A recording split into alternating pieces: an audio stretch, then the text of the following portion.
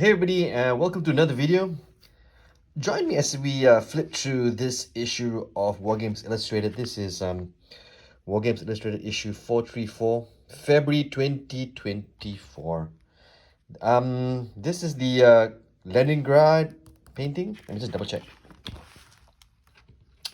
Yep, it's illustration by Peter Dennis, Leningrad, 1941, 1944. Very nice looking, very evocative. In the corner here, you can see that we're going to have a look inside and we're going to see ABC Warriors, which is just fantastic. We're looking forward to that. And that's about the other articles. We got the Templars Last Charge, the Battle of Motola, and the Never Ending Collection, which is an interesting article. I did a flip through already of this book, so I more or less know what's inside, but let's go through this together very quickly. So here we see the table of contents, some advertisements. This is observation posts, and here's where you get some new. They say it's new forthcoming war game stuff that you need to know about. So you got everything from the bases, and stuff like that. Rule sets. I just want to say that I like how they, and when I say they, I mean Wargames Illustrated, really covers a whole bunch of different miniatures, and for that reason alone, it's great to get the magazine because you get to see what is actually happening, what's actually what's actually out there, and as a miniature lover, this is definitely an essential magazine to get. Here we see the North Star Oathmark mounted elf archers. They don't look bad. They look pretty good. Elf archers, North Star for their Oathmark game. Here we see what the contents of the ABC Warriors set will probably look like.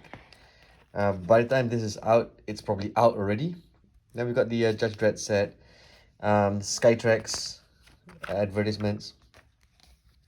Then we got the release radar, and this is interesting because one of my favorite miniature companies over the last couple of years has been Wargames Atlantic, and they've actually been really great at releasing some really nice figures and cheaply too. And apparently they'll be releasing this figure right here. Look at that. That's a really mean looking nice figure. I mean, wouldn't you like to have that in your army or in your collection? But yeah, most of this is basically the North Wargames Atlantic releases. Then you got the storage, different storages, and that's for sale. Now I've been keeping an eye on this offensive miniatures. The company is called Offensive Miniatures, and I quite like the poses. Maybe at some point, I'll try to get a set and maybe show them off. Over here are some Heroics and Ross, which are 6mm figures. So they'll probably be about like yay big. Moving along, we got Quickfire. Quickfire is these are posts that readers send in, and it's basically a look at the heartbeat of the hobby itself. Then we have Battle of the Battlefields, and then we have Stargrave. We'll be doing a few more of videos much later, looking at Stargrave because some folks at the shop have expressed interest in doing some Stargrave. So yeah, looking forward to that. Okay, so we have history, scenario, stats done, and this is designing a workable wargame scenario. Now if you're coming from the more traditional Warhammer sort of gaming, you know that while those games are for tournament play, making scenarios are a great way to enjoy a war game. And if you're into historicals, making historical scenarios are also another way to enjoy the hobby. I know some folks who just do historical scenarios just for the heck of it. But again, this article is also great because it comes with lots of nice figures. I just wish they would credit the figures, or where they got the figures from, or whose collection it's from. But this is basically a step-by-step on how you actually write a wargame scenario. Or if you want to write for publication, there's some tips there. Moving along, we have When Nightmare Comes. This should be out by now. By the time this video comes out. And then we got First Call. This is another one I've been keeping an eye on. First Call. Those figures look really nice. And then we have the Templars Last Charge, and this is I'm looking at this. It's the Lion Rampart rule set, and I think if anything, the whole Rampart series, Lion Rampart, Dragon Rampart, and Xenos Rampart, has been selling quite well at the store, and it's because that scenarios like this suddenly start making sense, and people are picking up the older issues of Wargames Illustrated. So the good thing about scenarios like this is they never really go out of fashion. You can always go back to reference any one of these scenarios. But look at this figure over here. It looks really nice. Let me see if I can. It looks really nice. Nice looking figure. Okay, so moving along, we got look at that. Look at that little fort, or part of the fort. And then we got pulp figures. Pulp figures are fun. I think if you're at any point thinking of like just painting figures for fun, or running one of those like Savage World kind of games, definitely try this out. But I think they've got their own rule set for this as well. The pulp alley rule set. Moving along, you got the Never Ending Collection. Let me read this for you, so we know what it is. It's Pete Brown tells us about the Cullen game he ran at the Wargames Warlord Games Open Day, and how it went. Well, how he went about collecting the figures. So it's this is a really interesting article. I only flipped through it, so I'll be after this video is done. I'll probably be going in and enjoying the text and stuff like that. But offhand, it looks like it's just lots of nice figures, and because we're into the hobby, this is just a welcome. It's just nice, when you're into hobbying or into miniature hobbying, just looking at different figures is very, very, very nice. Yeah. So moving along, Heinz Figures has an advert here as well, and then we got the Adriatic Adventures. Looking in here again, let's read this very quickly for you. Dave Watson outlines Russia's activities in the Adriatic in 1806 and offers a Napoleonic tabletop scenario with a difference. This feels like it's going to be a very nice, absorbing scenario. But again, I've only just flipped through this, and I'm flipping this. This is the second I'm flipping through this with you, the viewer. But I'll go back in and see what it's really, really all about. But here, the reason I'm doing this is for you to have a look inside the magazine. So if you were to spot this magazine, perhaps in a secondhand store or at a garage sale, you can pick it up, and see what's inside. Moving along, we got ABC Warriors. Now, when ABC Warriors was announced, I was very, very excited. I mean, they already did Judge Dredd, and they did Strontium Dog, and then they did Sloina or Slain. You were almost waiting for ABC Warriors.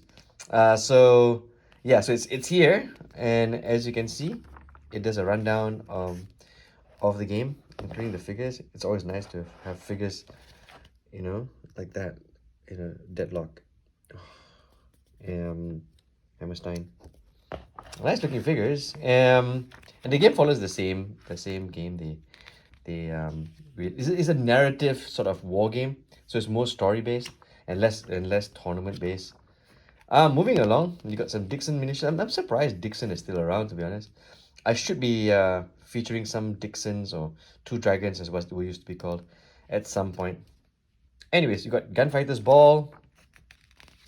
Then we got a Freezing Fighting Retreat. And this is, let me see what this is. Domsor follows up on last issue's hit and run theme with an article that examines the Italians' fighting retreat from Russia in World War II. Okay, so there you have it.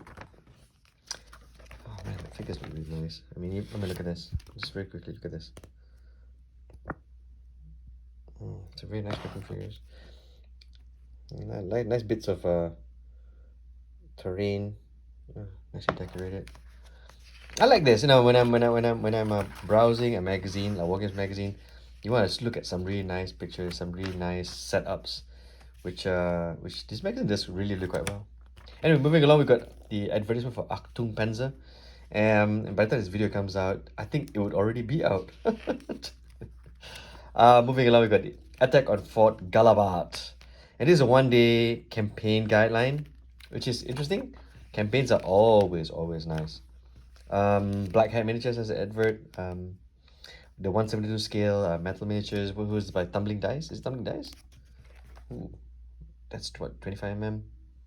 Tumbling Dice. I think this is the first time I've seen a Tumbling Dice advert in the magazine, or maybe I've seen it before, but I'm only now acknowledging it. Anyways, moving along, we got the Battle of Motola, which was on the cover, and this is the liberation of it. It's a Italian skirmish, which they use bolt action for, and again, uh, the terrain quality is so high. It makes most tables on most houses look quite inferior. In fact, some shops even quite inferior. Now I'm gonna slaughter this pronunciation.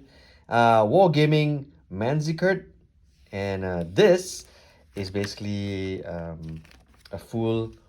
Let me say. I'll read it for you, so you get what it is. Simon McDowell provides a detailed account of a clash in the east between Byzantines of Romanus the Fourth and the Seljuk Empire led by Alp Arslan. So yeah, very nice. Very. It looks like it's very well researched. Again, like I said, this is only my second time flipping through this, so going into this later would be quite absorbing. Part 2, Opera Icarus. I think the part 1 was the issue before this, and this is scenario 3, which basically the earlier first 2 scenarios were in the last magazine, and it's kind of nice because now you got a situation where now collecting the magazines basically means having complete scenarios.